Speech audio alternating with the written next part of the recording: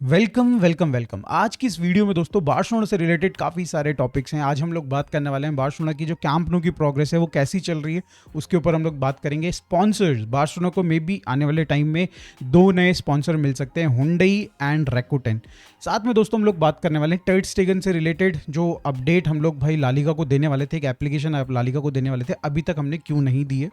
And then we will be talking about Inigo and आपके Fermin Lopez के बारे में। ये दोनों के दोनों नेक्स्ट गेम में नहीं खेलने वाले, रीजन क्या है। पहली अपडेट दोस्तों कैंप नू से आ रही है। आप लोग कई सारे लोग कल स्ट्रीम में भी पूछ रहे थे कि कैंप नू का स्टेटस क्या है। देखो, कंपनी जो काम कर रही है, कंस्ट्रक्शन से रिलेटेड काम कर रही है कैंप नू के अंदर, वो काफ़ी फास्ट काम कर रही है राइट नाउ। और रिपोर्ट्स आ रही हैं कि भाई मैनेजमेंट एज वेल एज जो कंस्ट्रक्शन कंपनी है, दोनों के दोनों ट्राई कर रहे हैं कि सितंबर 13 से लेके सितंबर 14 तक वो रेडी करना चाहते हैं कैंप नू को। और जो पहला मैच अपना होने जा रहा है 14 या 13 में, जो भी है सितंबर में, होम ग्राउंड पे, वो ट्राई कर रहे हैं कि कैंप नू के अंदर ही हो जाए। देखो, मैंने कई सारी वीडियोस देख ली हैं अभी रिसेंट में जो 2-3 दिन के अंदर आई हैं, जिसमें भाई ब्रिक वर्क चल रहा है, जहाँ पे पिलर्स के बीच में भाई वो फाउंडेशन तो ऑलरेडी डल चुके हैं, उनके बीच में से सेपरेटेड वॉल जो बनाई जाती है वो बनाई जा रही है। कुछ पार्किंग से रिलेटेड स्पेस में भी कहीं ना कहीं काम किया जा रहा है। बट ओवरऑल अगर आप ग्राउंड को अगर देखते हैं, आप स्टेडियम की जो रिंग्स को देखते हैं, वो तो कंप्लीटेड नजर आ रही है। बट डेफिनेटली यहाँ पे इंटीरियर्स में कुछ कुछ काम बच रहा है, तो वो सारी चीज़ें ट्राई कर रही कंस्ट्रक्शन कंपनी, जितनी जल्दी हो सके वो कंप्लीट करें। बिकॉज जो सेकेंड लाइसेंस है, फर्स्ट ऑक्यूपेंसी लाइसेंस, उसको मिलने में थोड़ा टाइम लगता है जनरली। अगर आप देखें इस लेवल के अगर आप काम करा रहे हैं, इस लेवल का आप मेगा स्ट्रक्चर बना रहे हैं, तो भाई उसमें 1.5-2-3 महीने भी लग सकते हैं। बट बार्सिलोना क्लब को भाई कहीं ना कहीं वहाँ पे थोड़ा एक एडवांटेज मिल जाता है, एक फेवर मिल जाता है। तो ट्राई करेगी अथॉरिटी की जितनी जल्दी हो सके सारे चेक्स करवा के जितनी जल्दी हो सके लाइसेंस दे दे। बट देखते हैं दोस्तों यहाँ पे क्या हो पाता है। एफर्ट्स तो दोनों तरफ से भाई टीम डाल रही है, साथ में भाई कहीं ना कहीं कंस्ट्रक्शन कंपनी डाल रही है। और आज के लिए अपडेट इतना ही कैंप नू से रिलेटेड। अब हम मूव ऑन करते हैं अगली स्टोरी की तरफ, जिसमें दोस्तों हम लोग बात करने वाले हैं Fermin Lopez and Inigo Martinez से रिलेटेड। एक अपडेट आ रही है जहां पे बताया जा रहा है कि दोनों के दोनों ओवरलोडेड फील कर रहे हैं। जो भी उन्होंने मतलब अभी तक मैचेस खेले हैं, साथ में प्रैक्टिस करी है, जो भी ट्रेनिंग करी है, उससे कहीं ना कहीं उनकी जो मसल्स हैं वो थोड़े फटीग्ड हैं। और उनको दोस्तों जो ये लास्ट मैच बच रहा है प्री सीजन का, उससे अब उनको लिस्ट से हटा दिया गया है। दोनों के दोनों ये लोग नहीं खेलने वाले हैं as per the latest updates.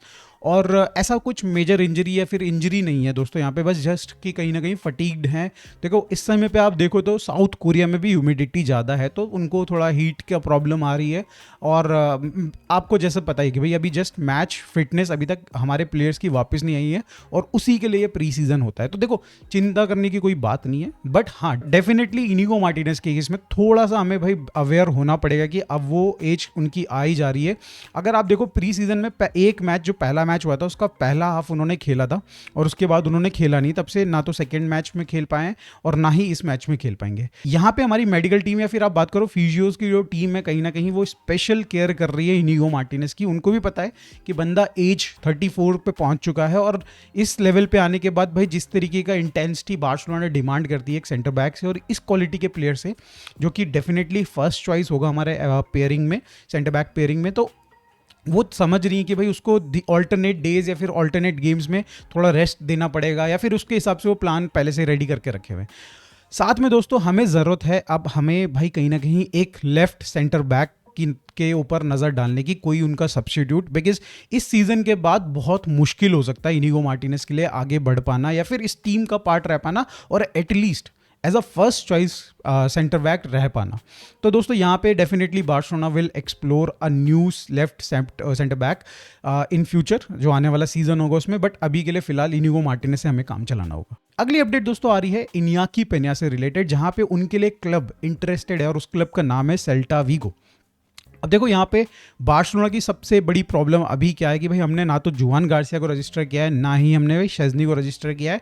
और अब टर्ड स्टेगन इंजर्ड है, मतलब उन्होंने सर्जरी करवाई, तो ऑब्वियसली उनका 4-5 महीने का रिकवरी पीरियड होगा। तो ऐसे में सिर्फ एक ही गोलकीपर हमारे पास बचता है जो कि रजिस्टर भी है और फिट भी है, वो है इनियाकी पेन्या।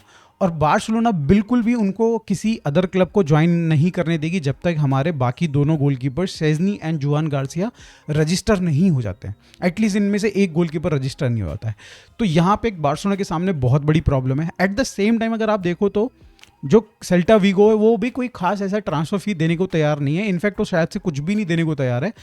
तो यहाँ पे होगा क्या कि इन दी एंड भाई अगर आप जुआन गार्सिया को रजिस्टर कर लेते हो, आप शेज़नी को रजिस्टर कर लेते हो, तो आपको इन्याकी का जो कॉन्ट्रैक्ट है उसको टर्मिनेट करना होगा, जिस तरीके से आपने लैंगले के साथ किया। और अभी जैसे आप ओरियल रोमेओ की बातें सुन रहे हो कि उसको कुछ फीस देके, कुछ आधी अधूरी सैलरी देके उसको विदा करेंगे, ऐसे ही शायद से हमको भाई कहीं ना कहीं इन्याकी के केस में करना पड़ेगा।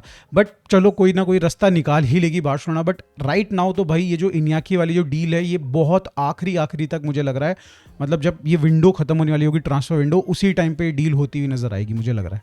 अब अगली अपडेट की तरफ मूव ऑन करते हैं, जो कि है एशिया टूर से रिलेटेड। देखो कल मैंने कवर किया था कि भाई बहुत सक्सेसफुल रहा है बार्सिलोना के लिए ये टूर, इन टर्म्स ऑफ भाई आईबॉल्स हमको मिल रही हैं, हमें भाई नए फैंस मिल रहे हैं एशिया पैसिफिक जो एरिया है इसमें।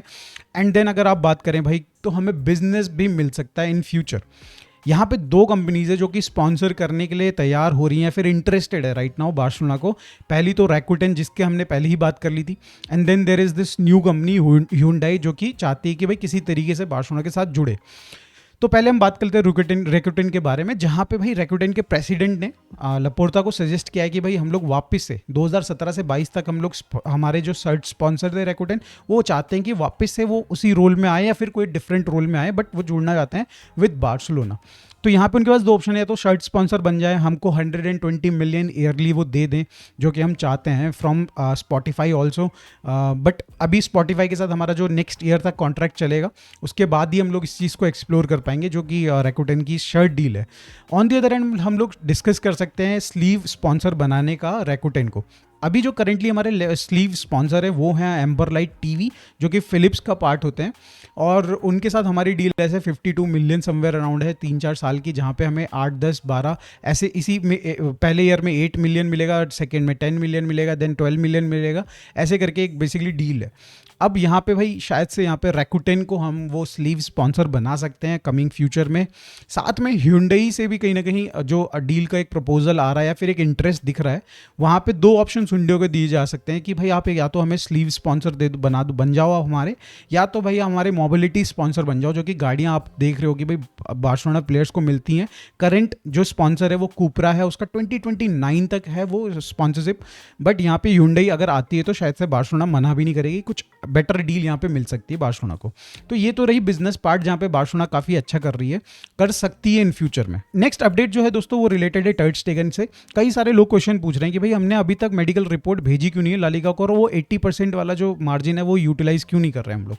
देखो साफ सीधी बात है, इसमें 2 पार्ट में ये चीज़ होती है कि भाई आपने जिस सर्जन ने बेसिकली उस प्लेयर की सर्जरी करी होगी वो एक अपना स्टेटमेंट देगा, साथ में ये हमारी जो मेडिकल टीम है इन दोनों को मिलके एक बेसिकली जो एक लेटर बनाना होगा, एक एप्लीकेशन बनानी होगी, और उस पे साइन होने चाहिए। सेकंड पार्ट ये है बेसिकली कि उसमें प्लेयर के साइन होने चाहिए, यानी कि इस टर्म्स में भाई ter स्टेगन के साइन होने चाहिए, तभी हम लोग ला लीगा में भेज पाएंगे।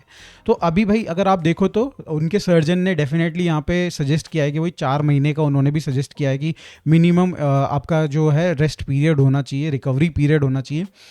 अब यहाँ पे medical team and surgeon agree कर चुके हैं। अब यहाँ पे फाइनली जो चीज़ बच रही है वो है कि भाई आप जाओगे ter स्टेगन के पास और उनसे वो लेटर साइन कराओगे। करेंटली भाई इस समय पे आप देखो तो डेको भी एशिया टूर में है और वो वापस जाने वाले हैं, और वो वापस जाएंगे, सबसे पहला काम वो करने वाले हैं ट्यूसडे को, कि वो जाके मिलेंगे ter स्टेगन से, उनसे हालचाल पूछेंगे, उनको एक बुके वुके देंगे फ्लावर्स का बढ़िया सा, और उसके बाद वो लेके जाएंगे साथ में एप्लीकेशन और उसमें साइन करवा के लेके आएंगे। किसी तरीके से मनाएंगे, क्या करते हैं क्या नहीं करते हैं, बट होप सो दोस्तों यहाँ पे ट्यूसडे को ter स्टेगन उस लेटर पे साइन कर दे। दोस्तों आज की वीडियो में बस इतना ही। आपको वीडियो अच्छी लगी हो तो प्लीज़ लाइक कर दीजिएगा, चैनल को सब्सक्राइब कर दीजिएगा। मिलता है दोस्तों नेक्स्ट वीडियो में। Thanks for watching, bye for now, take care.